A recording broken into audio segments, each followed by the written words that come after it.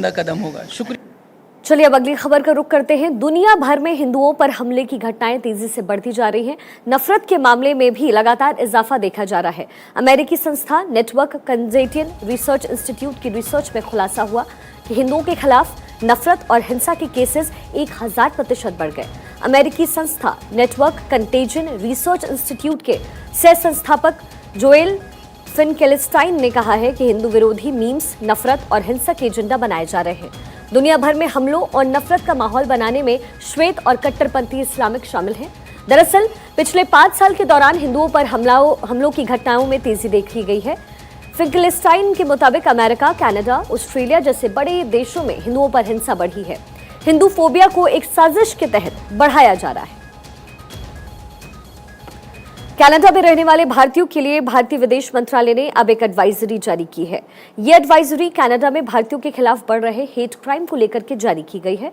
विदेश मंत्रालय की एडवाइजरी के मुताबिक कनाडा में हेट क्राइम, सांप्रदायिक हिंसा और भारत विरोधी गतिविधियों की घटनाएं तेजी से बढ़ रही है। यहाँ रह रहे भारतीय नागरिकों और छात्रों को सलाह दी जा रही है कि वो सावधानी बरतें और सतर्क रहें। विदेश मंत्रालय और कनाडा में हमारी एम्बेसी ने ये मुद्दा कनाडा के अधिकारियों के सामने उठाया, जांच और कार्रवाई की साथ ही मांग की है। आपको बता दें कि 2021 में कनाडा में एक 23 साल की भारतीय युवक की हत्या कर दी गई। 14 जुलाई 2022 में कनाडा के ओंटारियो राज्य में कुछ लोगों ने रिचमंड हिल में महात्मा गांधी की प्रतिमा तोड़ी।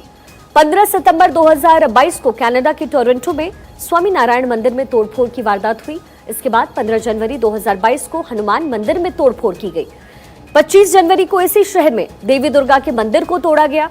इन दोनों घटनाओं के बाद उपद्रवियों ने गौरी शंकर मंदिर और जगन्नाथ मंदिर में भी उत्पात मचाया। वहीं 30 जनवरी को मिसिसॉगा में हिंदू हेरिटेज सेंटर यानी HHC में 2 व्यक्तियों ने दान पेटी और मुख्य कार्यालय में तोड़फोड़ की। देखिए, ब्रिटेन में हिंदू मंदिरों पर हमले के खिलाफ दिल्ली में विश्व हिंदू परिषद ने हल्ला बोला। वीएचपी प्रदर्शनकारी ब्रिटिश दूतावास के सामने विरोध प्रदर्शन करने पहुंचे, लेकिन दिल्ली पुलिस ने विश्व हिंदू परिषद के कार्यकर्ताओं को 3 मूर्ति के पास ही रोक दिया। पुलिस का कहना था कि इस इलाके में दरअसल धारा 144 लागू है। पुलिस ने 3 मूर्ति से चाणक्यपुरी तक जाने वाले सभी रास्तों को बंद किया।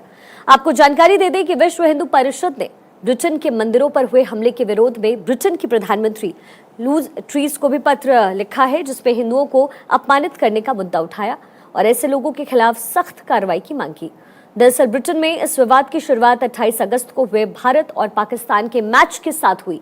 इंग्लैंड के लिसेटर में 2 समुदायों के तनाव के बीच तनाव बढ़ा।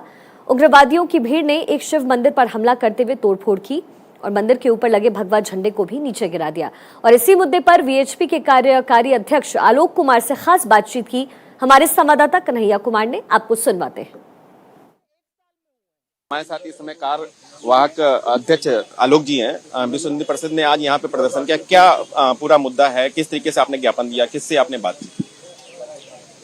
हमारे दिल्ली प्रदेश के अध्यक्ष कपिल खन्ना जी के नेतृत्व में एक डेलीगेशन गया था। हमारा ज्ञापन प्रधानमंत्री के नाम पर है और वहाँ के एक डेलीगेशन में वहाँ के एक सीनियर ऑफिसर ने वो ज्ञापन लिया है। हमने उस ज्ञापन में कहा है कि लीस्टर में और बर्मिंघम में जो हिंदू मंदिरों पर, ध्वज पर, समाज पर आक्रमण हुआ है वह उचित नहीं है।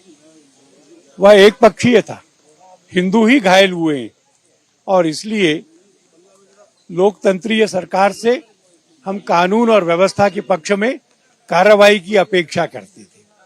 वह नहीं हुआ और हमने कहा है कि आतंक के सामने दबने से आतंकी मजबूत होते हैं, उनका मुकाबला ही करना पड़ता है। आलोक जी, अगर देखा जाए पिछले कुछ दिनों में घटनाओं की बात करें हम, तो हमारे देश में भी इस तरीके की घटनाएं पहले भी हो चुकी हैं। साधुओं को पीटा जाता है। एक खास तबका, एक खास धर्म के लोग जो हैं इसमें बहुत ज्यादा दिखते हैं कि वही आरोपी होते हैं। तो क्या लगता है कि आपको एक माहौल बनाया जा रहा है पूरी दुनिया भर में?